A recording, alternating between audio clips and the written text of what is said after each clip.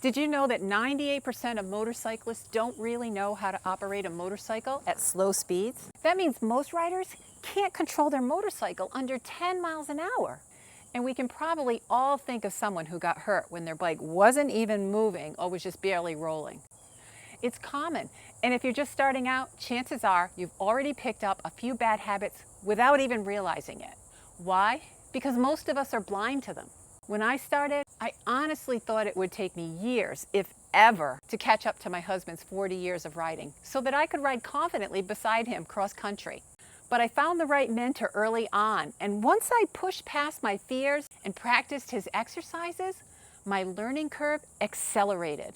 That's why I share what I've learned, because most riders don't even realize the habits they've locked in are the very mistakes that keep them looking like newbies. And these mistakes don't just make you look like a rookie. They chip away at your confidence, and they can put you at serious risk. But don't worry, because today we're calling out the top 5 rider habits to break that will increase your control and boost your confidence at slow speeds. By the end of this video, you'll know which habits to ditch and the upgrades that will give you slow speed mastery, full control, and the kind of confidence other riders instantly respect. So let's get into it. Before you even shift into gear, the way you hold yourself on your motorcycle already tells the world whether you're calm and collected or secretly hanging on and hoping for a smooth ride. The MSF course is the perfect launch pad for new riders. But here's what happens. The training wheels they give you on day 1 often stay bolted on for life. In fact, the vast majority of riders keep repeating the same 5 beginner moves. And those confidence boosters quietly calcify into bad habits. Habit number 1, proper stance on your motorcycle. Your stance is your motorcycle body language. And trust me, it speaks louder than your exhaust. Ever notice how many riders sit planted like fence posts with both feet down? If that's you, don't raise your hand. We already see you. And hey, I started the same way. In the MSF course, it makes perfect sense. 2 feet down, front brake squeeze. It's the simplest way to keep the bike upright while you're getting used to its weight. But here's the catch. What starts as a beginner crutch cements into a signal that whispers this rider isn't in command of his machine. Now here's the kicker. 2 feet down, holding the front brake feels secure until you're on a steep hill, in stop-and-go traffic, or in a tight spot with people watching. True confidence isn't about when everything goes perfect. It's how you handle things when they aren't. If you're still holding on to your bike with 2 feet, or worse, avoiding getting comfortable with it altogether, those are your true confidence tests. Riders who advance their skills beyond the MSF have developed a new stance because they built habits that give them options on the road. Left foot down, right foot covering the rear brake. This stance means stability and control, and most importantly, options. And it communicates to other riders, I'm the one in charge here, not my motorcycle.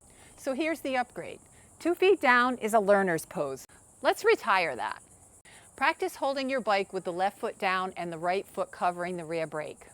If you're on the shorter side, this stance actually gives you more of a base to hold your bike securely. And the payoff? You'll feel more grounded even before you move your bike.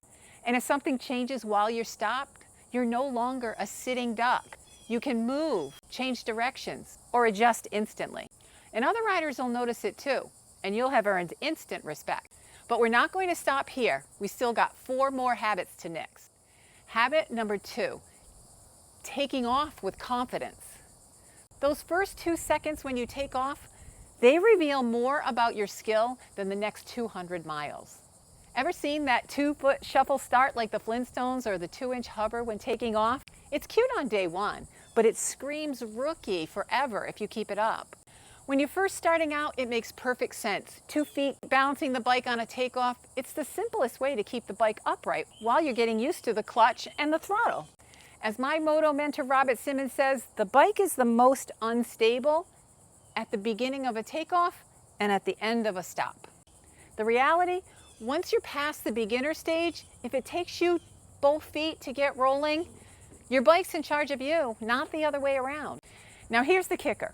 You might feel confident because a 2-footed takeoff seems solid, but what you're really doing is risking a foot, ankle, or leg injury should everything not go as expected.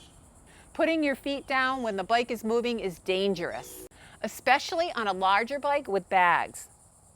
Skilled riders just ease out with the rear brake covered. Throttle preloaded, clutch in the friction zone, no running, no pushing, just smooth, drama-free control. As they ease into the clutch and put their foot on the boards, it feels smooth, controlled, and gives them options if anything happens in those first few feet. And it communicates to other riders, I'm not worried about getting up to speed, so my bike can take over. So here's the upgrade. The Flintstone Shuffle Takeoff, that belongs in cartoons, not your riding. Let's scrap that. Practice taking off with your left foot down, your right foot covering the rear brake, your throttle preloaded, and clutch just before the point of friction. If you're on the shorter side, this skill will hold your bike securely and make you feel more stable while you're taking off. And don't get me wrong, this technique takes practice. So don't give up just because you may have already built a habit you're comfortable with. Ditching bad habits in favor of habits that serve us better in the future is worth the effort. I strongly suggest you practice this in a parking lot until you have it integrated into the way you ride. And here's a tip. If you ease into the clutch, keep the preloaded throttle steady. Maintain a slow ride at 1 to 2 miles an hour using your clutch only. Go in and out of the clutch instead of putting your feet down, and use your handlebars to steer when you feel a tip. The payoff, as you move your bike with both feet on the boards just using your clutch and steady throttle, you'll immediately feel the difference. You'll be the one in control, not your motorcycle. The two-footed takeoff looks clumsy and it communicates lack of confidence. Riding your bike with both feet on the boards at slow speeds requires you to be 100% in control. And it communicates to other riders that you are. Other riders will notice it too, and whether or not they say something, you'll have earned their instant respect. I have a whole video on this one exercise in my 10-minute challenge, so I'll put a link below in the description in case you'd like to refer to it. But let's not stop here. There's 3 more bad habits you'll want to upgrade. Habit 3, stopping gracefully. Your stop is the period at the end of your riding sentence. Smooth and balanced says in control and confident. Clunky and stompy says uncertain and unrefined. Ever notice how many riders stop their bike like an airplane coming in for a landing with landing gear down, hovering their feet 2 inches off the ground? They slide their feet along the ground as they pull the front brake into the stop, ending in a deep front fork compression. If the front wheel is turned, it could end in a drop, especially if you're a smaller rider. If you're still stopping like that, don't raise your hand. We already see you. And really, that's the way everyone stops the first time on a bike. I quickly learned why we shouldn't grab the front brake, especially with the wheel turned on day 1.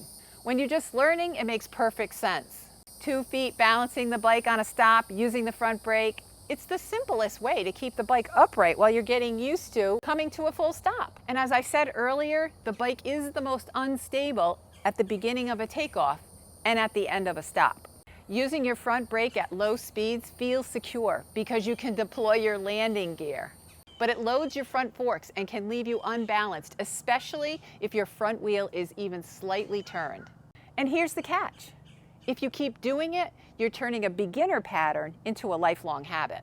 This doesn't mean get better at not grabbing your front brake too hard. It means learn to use the rear brake as designed. The front brake is 70% of your stopping power. It's overkill for finishing your stops. And that habit broadcasts one thing loud and clear. I can stop my bike, but I'm not its master. Now here's the kicker. You might feel confident because 2 feet down seems logical. But confidence doesn't come from allowing our instincts to take over. In fact, in many cases, doing the exact opposite of instincts is what we need to do on a motorcycle. That's why building muscle memory from practice is so critical with motorcycling.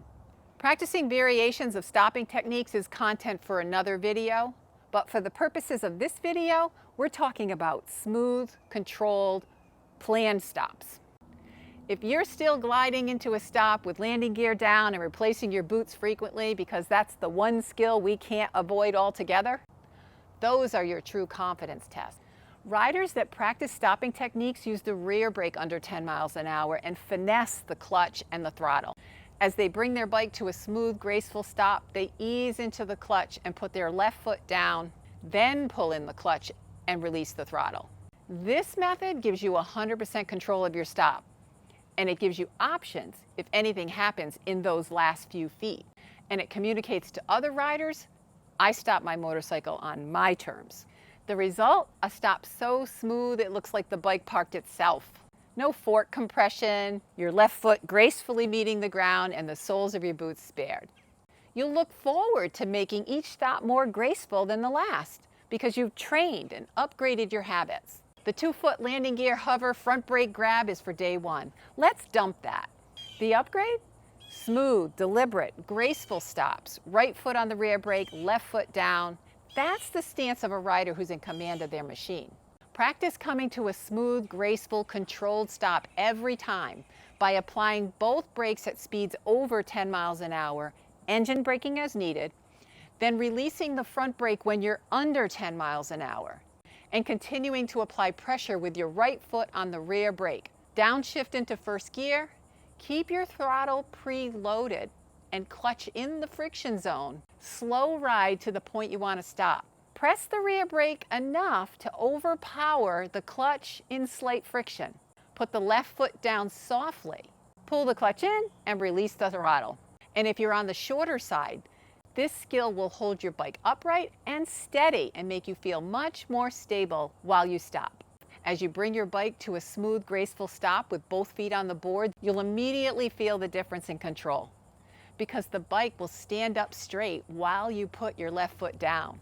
Gliding into the stop with the clutch pulled in and boots dragging to catch you offers little control and basically shouts, "Here's the reason I need a new pair of boots every year." Riding your bike with both feet on the boards puts you in 100% control of your stop, and it communicates full confidence. The payoff? Every stop becomes a statement of skill and mastery. And that inspires riders more than chrome and horsepower. But we're not done yet. There's 2 more bad habits you'll want to kick. Habit number 4, turning from a stop. The biggest tell for new riders isn't on the highway. It's turning cleanly from a dead stop. Ever notice how many riders never make a left or right turn from a stop? If they do, it's 2 feet down, walking the bike around the turn. If you're still turning like that, don't raise your hand. We already see you. And hey, I did that at my MSF too. In the MSF course, it makes perfect sense. 2 feet balancing the bike, especially with the front wheel turn. It's the simplest way to keep the bike upright while you're getting used to turning it. When is the bike most unstable? Exactly, at the beginning of a takeoff, especially turning from a stop. Turning our bikes at slow speeds is probably the most avoided skill by new and experienced riders alike. Walking your bike to turn it works on day one, but if you never upgrade this skill, you're just an accident waiting to happen. Turning wide on right-hand turns at intersections is cause for many unintended consequences. And here's the catch. If you keep doing it, you're turning a beginner Band-Aid into a lifelong habit. And that habit broadcasts one thing loud and clear. I'm terrified to turn my handlebars. Now here's the kicker. You might feel confident because 2 feet down while turning offers the illusion of stability.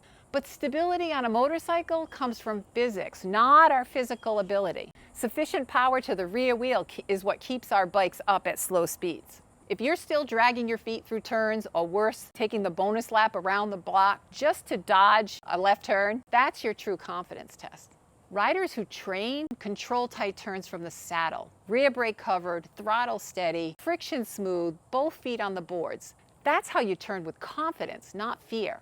The result, a slow, graceful turn with both feet on the boards, keeps us out of harm's way and offers a multitude of options.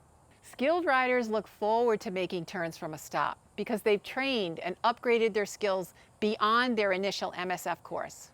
Handlebars turn, left foot down, right foot covering the rear brake, preloaded throttle, ease into the friction zone, left foot up as the bike begins to move. Just hold that turn. As they complete the turn and straighten out the wheel, they are on their way 100% in control. And this will give you options if anything happens while turning. And it communicates to other riders, I don't need the whole road to turn my bike. Skilled riders don't dodge turns. They lean into them with precision, clutch and throttle control, and confidence. No wide berths required.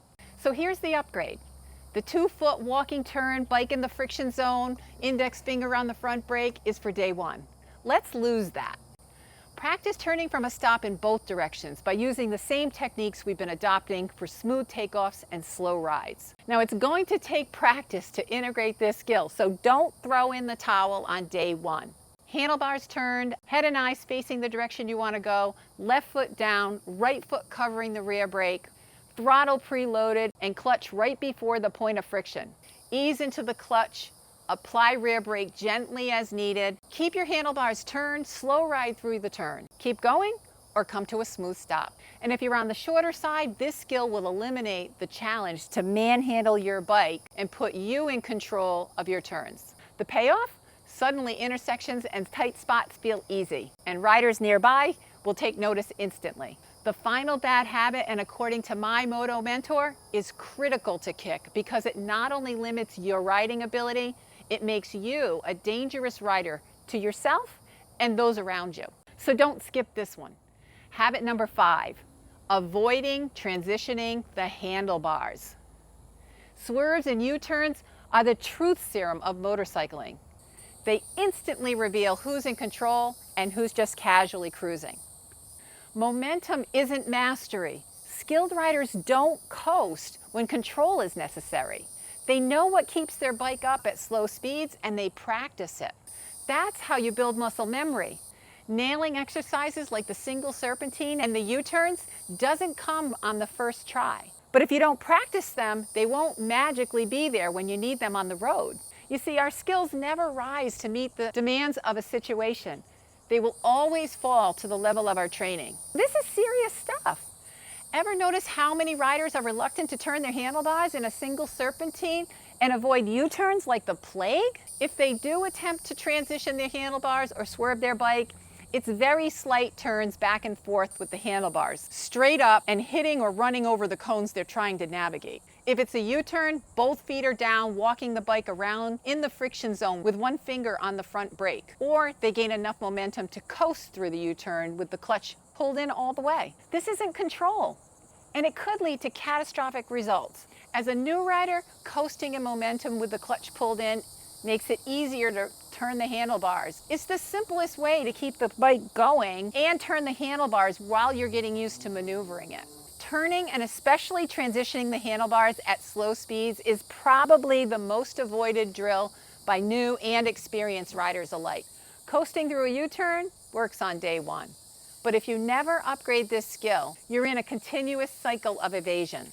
I know riders who have developed Jedi-level avoidance tactics, unconsciously rerouting around the block just to escape a U-turn. And here's the catch. If you keep doing it, you're turning a beginner workaround into a lifelong habit. And although that habit might cost you a few more miles, on the surface, the inability to quickly transition your handlebars, swerving to avoid an accident, could prove more costly. Is that really a risk you're willing to take? It's scary at first to lean your bike, quickly turn your handlebars right and left, clear your bags and manage your speed. But it's worth overcoming that fear to put more options in your toolbox. And here's the kicker. You might feel confident because successfully avoiding situations that challenge you seems like an inconsequential plan. But what happens the moment things don't go as planned? Wrong turns and dead ends are inevitable. Congested parking lots and gas stations can't always be evaded. Maneuvering tight spaces while people are watching can be intimidating. But worse yet is the unexpected object you just can't hit. You must go around it. What will you do? Those are your true tests of confidence. Skilled riders practice maneuvering their bikes from the saddle regularly. Rear brake covered, throttle steady, friction smooth, both feet on the boards. That's how we swerve and make U-turns with confidence, not reaction. They're prepared to make U-turns and quick handlebar transitions because they've trained and upgraded their habits. The result? A graceful U-turn or a quick controlled swerve with both feet on the board keeps us out of harm's way and offers us a multitude of options when unavoidable situations put our skills to the test. And it doesn't just communicate confidence, that shouts mastery. So here's the upgrade. Coasting or 2-foot walking U-turn with the bike in the friction zone, index finger on the front brake is for day one. Let's toss that. Practice the single serpentine cone weave with cones spaced 15 feet apart until you can successfully navigate at least 7 cones. Maintain consistent speed and stay in the friction zone. Start wide and stay wide so your bags don't hit the cones. Practice U-turns in both directions by using the same techniques we've been adopting for taking off and slow rides. Handlebars turn, head and eyes facing the direction you want to go, left foot down, right foot covering the rear brake. Throttle preloaded and clutch right before the point of friction. Ease into the clutch, apply rear brake gently as needed, keep handlebars turned, maintain consistent speed through the U-turn. Keep going or come to a smooth stop. And if you're on the shorter side, this skill will eliminate your need to manhandle your bike and give you more control in the seat.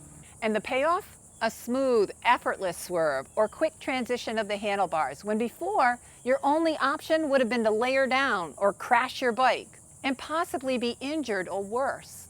Now every time you need to turn your bike around, you won't think twice about banging out that tight U-turn. No more going around the block. Those strategies are for rookies. Riding your bike through a U-turn with both feet on the boards using the friction zone and the rear brake will make you feel like a legit boss. And the best part? Riders spot those changes instantly, and you'll have not only earned respect, but maybe inspired them to upgrade their skills too. So there you have it, 5 common habits to ditch, and the upgrades that transform not just your riding, but the confidence you radiate every time you throw a leg over. The MSF taught us the basics and gave us our license to ride. Replacing these beginner tools with skilled habits will give us confidence and competence. Practicing regularly gives us ultimate control. If you want to build these skills one step at a time, join my 10-minute Practice Partner Accountability Challenge. Each week, you'll get one drill to replace bad habits with confidence-building control. The link is below. Join us and start fearing your motorcycle less so you can enjoy the experience of motorcycling more. If this video helped, hit like, subscribe, and share it with that friend who may not even know he's still riding like a rookie. Let's grow together into fear-less, confident riders.